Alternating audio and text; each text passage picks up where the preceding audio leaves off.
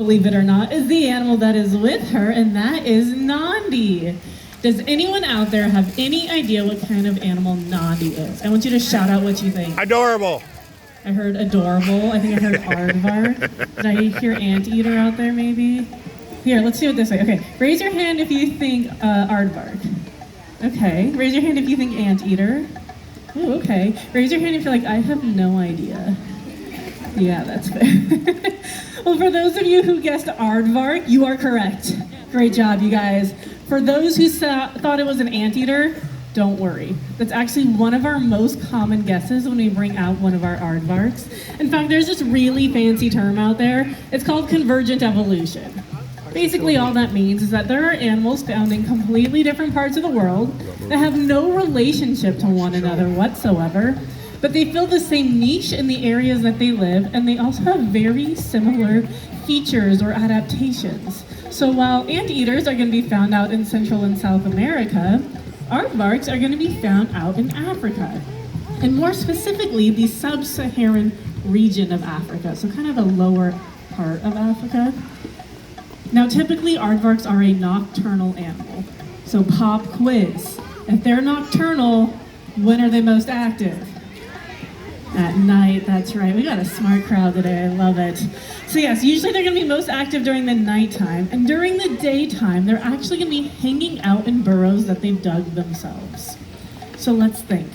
What are some of the benefits of being underground, in the middle of the day, out in Africa? Any guesses? What do you think? What was that? Keep them sheltered from the snow. I'm not sure if they're dealing with a lot of snow out in Africa, but you're onto it. You're very close because they are being sheltered from the weather, but they have to deal with a lot of heat out in Africa, right? Yeah. So you're in the right spot. You were right there. But yes, it can get very, very hot. So staying underground, they're staying protected from the sun. What else might they be protected from? Oh, I heard it, predators, exactly. Out in Africa, you've got your lions, cheetahs, wild dogs. Even young aardvarks have to be careful of pythons, believe it or not. All right, so when nighttime hits, the aardvarks, they pop their heads out of those burrows. They take a really good sniff around. I don't know if you've noticed while Nandi's on stage, that nose is constantly moving.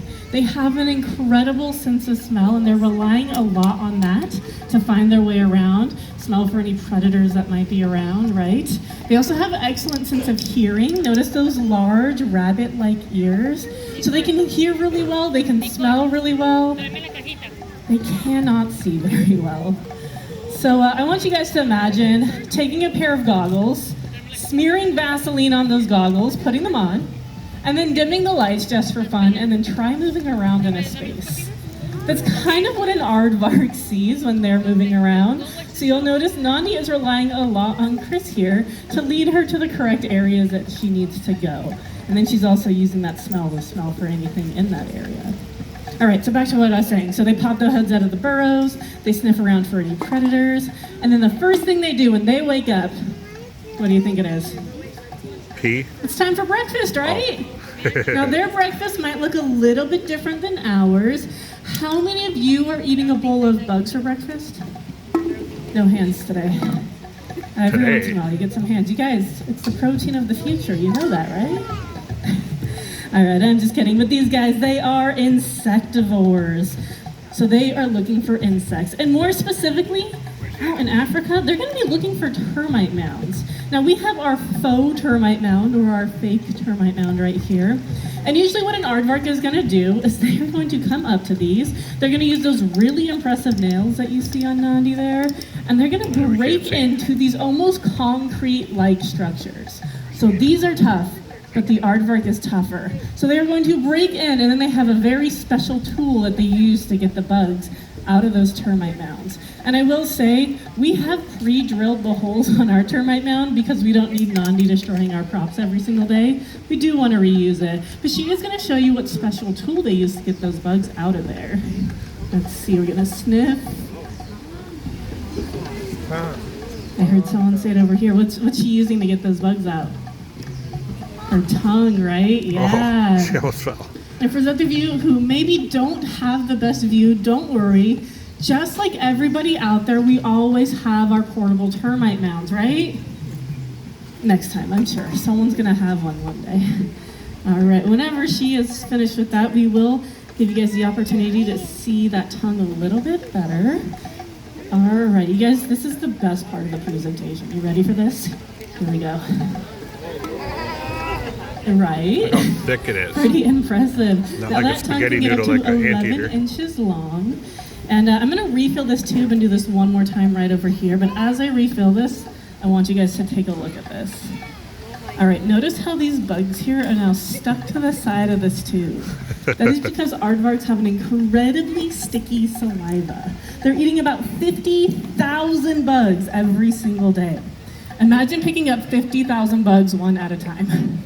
Not very convenient, right? But with that super sticky saliva, she just taps her tongue to those bugs and then she slurps it right up. Delicious. Now I'm lucky I got to use this tube here. I don't know if you've noticed, but my friend Chris here has been hand feeding her. So those that sticky saliva is all over Chris's hands. Wonderful.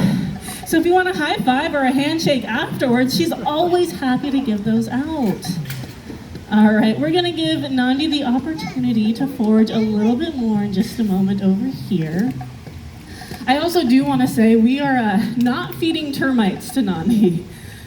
We thought our neighbors wouldn't be too happy if we were feeding live termites out with such messy eaters, spreading termites everywhere. So our nutrition team has found that mealworms make a really good replacement for those termites, and that's what Nandi is enjoying today.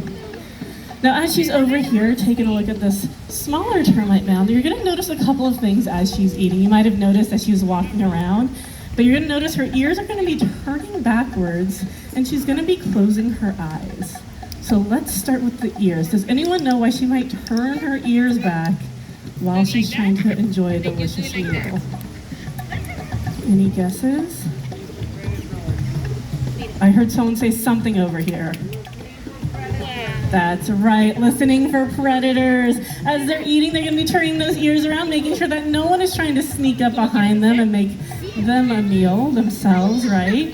All right, so why do you think they might close their eyes when they eat? I'm gonna tell you right now, it's not because the food is just so delicious. Any guesses for that one?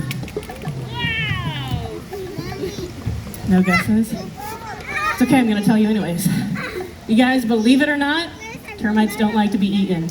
They're gonna fight back. So by closing their eyes, they're keeping those bugs out of their eyeballs, protecting their eyes. They're also able to close off those nostrils so no bugs are going up their nose either. Now, like I mentioned earlier, these guys do actually dig burrows, and these are pretty impressive burrows. They can be about 6 feet deep and 40 feet wide. To put that into perspective, that's about the size of a school bus. So very, very impressive, and they're gonna dig multiple burrows throughout their lives, maybe to get away from predators, find a new food source, and as they leave those old burrows behind, other animals will actually come in and take over those abandoned aardvark burrows. And so they're kind of like conservationists in a way. They're like building homes for animals out in Africa. So we think that they have earned the title the Aardvarkitects of Africa. Absolutely. Yeah, I heard a couple pity laughs out there. I'll take it. I love it. But in all seriousness, we do kind of consider them conservationists, and that's what we're all about here at the San Diego Zoo's conservation. We work with researchers around the world in different hubs to help out animals in those areas. Out in the Savannah hub, where you'll find aardvarks, their numbers are actually doing pretty okay. But other animals in that area, like rhinos and giraffes, do need our help. And whether you knew it, by being here today, you're actually supporting those conservation efforts. So we want to give a huge thank you to all of you for being here today. Give yourselves a round of applause for that. But I think in order to say a proper thank you, Chris, what do you think? Yeah, I think I need the help of a volunteer. Ooh, I see lots of... In the back there, in the purple shirt, yeah. You want to come on up? And then if someone in your group wants to come up and take photos, you're welcome to come and join us up here. Let me make sure I have what I need. There you go. All right. You want to come up here? All right. And what was it? Eleanor? Eleanor, nice to meet you. Now, do you just volunteer to do? No. This is my favorite part of the show. All right, what if I told you that you are about to have a bug eating contest with Nandi? You don't want to eat bugs? Oh, no, it's okay, because I got this tube. There is some slobber in it, but you don't mind, right? No? Okay, good. You don't mind. All right, we're going to fill this up with bugs. We got some nice, delicious, live, wiggly mealworms. You don't want to eat bugs? Is it because there's not enough in there? Don't worry, I'll put more. I'll put more. Oh, ketchup? Do we have any ketchup? No? Yeah. I don't have any ketchup. I'm just kidding. I won't make you eat any bugs. What if I told you instead you're going to come up and meet Nandi? How does that sound? Is that better? Yeah, okay. So what you're going to do, you're going to come over here. I'm going to open this up. Yeah. If you want to hold on to this tube. Don't worry, Nandi is very professional. So you're gonna come up here, you're gonna need a free hand to hold on to this tube, and then you're gonna need to hold it with that hand. Oh, you can leave that open, yeah. And then you're gonna hold that tube out right here, okay? And then Nandi's gonna come over, hold on nice and tight. Can you hold on really tight to that tube? Oh, you can use one hand because you're gonna need that hand free. But can you just grab the tube like that? There you go. There you go, perfect. So Nandi's gonna come over, she's gonna start eating out of that tube, and as she does, you can touch her on her back, okay? Perfect, and if you want to give a touch on her back while she's eating, or if you want to grab photos, go for it. All right, Nandi's gonna come at full Aardvark speed. Are you ready for that? Yeah? All right, here she comes. That's about full Aardvark speed right there. Perfect, and give her a touch right here on her back if you'd like. Perfect. Here we go. Here, let me get some more bugs in there for Nandi. I'll grab that from you. Oh, she's going to make sure that she's got it. Here, I'll take that. We're going to put some more in there. You want to do it again? Yeah? Perfect. There we go. Awesome job. Oh, there you go. If you want to touch her again, you can. Perfect. Good job. I'm going to go ahead and grab that tube from you. And before you walk away, I just have to ask, how does she feel? Good, yeah. Does she feel soft or hairy? Hairy, yeah. Yeah, she's like a brush. That's a good description. We've had people compare her to feeling like a coconut or a kiwi fruit. I think our favorite answer so far, we had a little girl come up. We said, how does she feel? And she said, happy. Very cute. All right, well, thank you so much for joining us. I do have a sticker for you for coming up and being so brave. Yeah, you're welcome. Of course, let's all give it up for our volunteer today. Great job. I'll have you step right out there. Thank you so much. I appreciate that. Oh, Nandi really likes you. You see this? She wanted to come back and say bye. All right, at this point of the presentation, Nandi might decide to hang out a little longer. Or she might decide it's time to go home and go to bed. I would not blame her for that. But if anyone here has any questions about Nandi or aardvarks, I'd be happy to try to answer those. Yes, of course. How many aardvarks do you have? How many aardvarks do we have? We have a total of 3 aardvarks here at the San Diego Zoo. They all live here behind the scenes. This here, Nandi, she is our baby. When I say baby, she's turning 4 years old this year. But she was actually born here to parents Zola and Azan, who also live behind the scenes here. Yeah. Bye. Why are her ears so big? All the better to hear you with. It is for really good hearing because they don't have a good sense of sight. They have to rely all on their hearing and their smell to get around. So they have really large ears for hearing, but they have another purpose. It's called ear conditioning. Do you know what that is? It helps to keep them cool when it's really hot out. So you know how elephants also have really large ears?